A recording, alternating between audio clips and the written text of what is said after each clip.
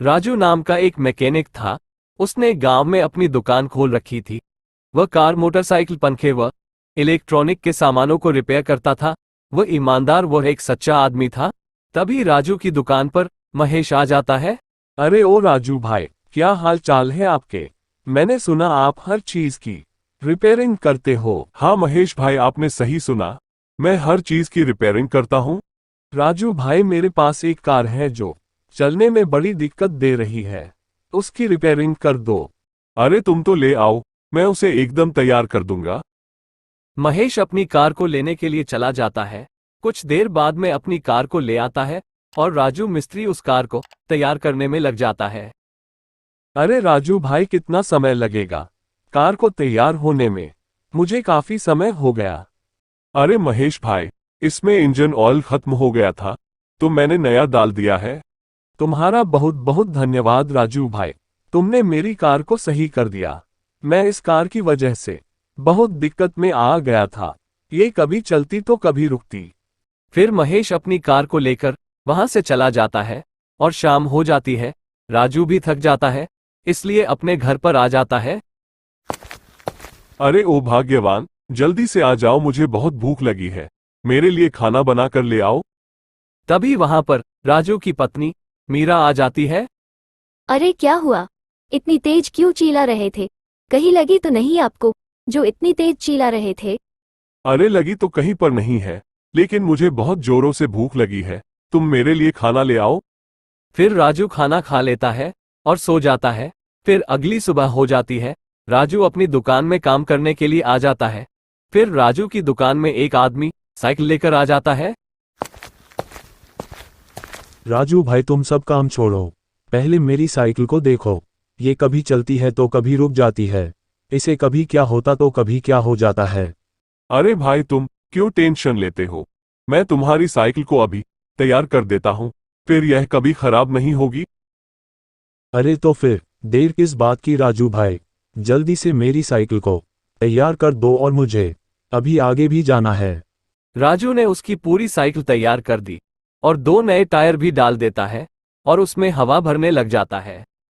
लो भाई, मैंने तुम्हारी साइकिल को तैयार कर दिया।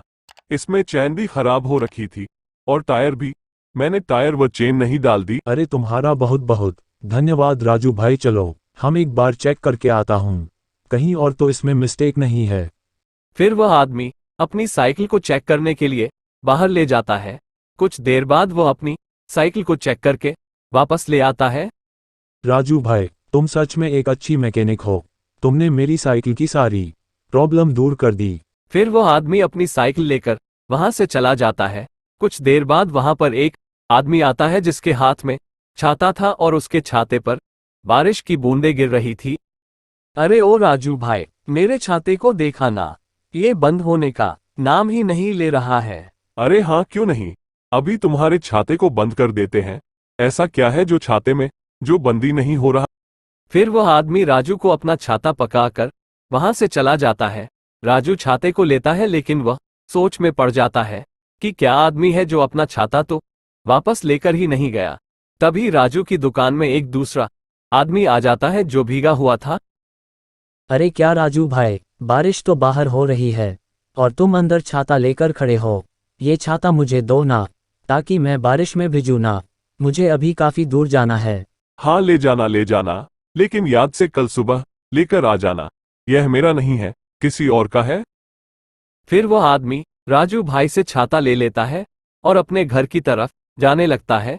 अब उसे घर पहुंचने में काफी देर हो गई थी, इसलिए वो जंगल के रास्ते से जा रहा था। अरे किसी की चिल्लाने की आवाज कहाँ से आ रही है? तभी उस छाते में से एक आग में तपती हुई चुड़ैल बाहर निकल आती है। ये छाता उस चुड़ैल का था, क्योंकि चुड़ैल के शरीर में आग लगी रहती थी और छाते पर हमेशा बारिश होती रहती थी, इसलिए चुड़ैल की शरीर की आग बुझी रहती थी। अरे छाता तुम्हारे पास कैसे आया? ये तो राजू को मारने के लिए दिया था। अब जो भी छाते को पकड़ेगा वो मेरे हाथों से मरेगा। फिर वो छाते वाली चुड़ैल उस आदमी को मार डालती है। अब रात को कोई भी मेरे छाते को हाथ लगाएगा वो मर जाएगा। अब बस उस राजू की बारी है। मैं उस राजू को मारना चाहती हूँ। उसने ही मुझे इस गांव से बाहर भगाया था। फिर वो चुड़ैल वहां से चली जाती है। अगली सुबह सारे गांव के लोग उस आदमी की लाश के पास इकट्ठा हो जाते हैं। अरे मुझे लगता है वो छतरी वाली चुड़ैल फिर से लौट आई है, हमें गांव छोड़कर यहां से चले जाना चाहिए, नहीं तो वो चुड़ैल हम सबको मार डालेगी।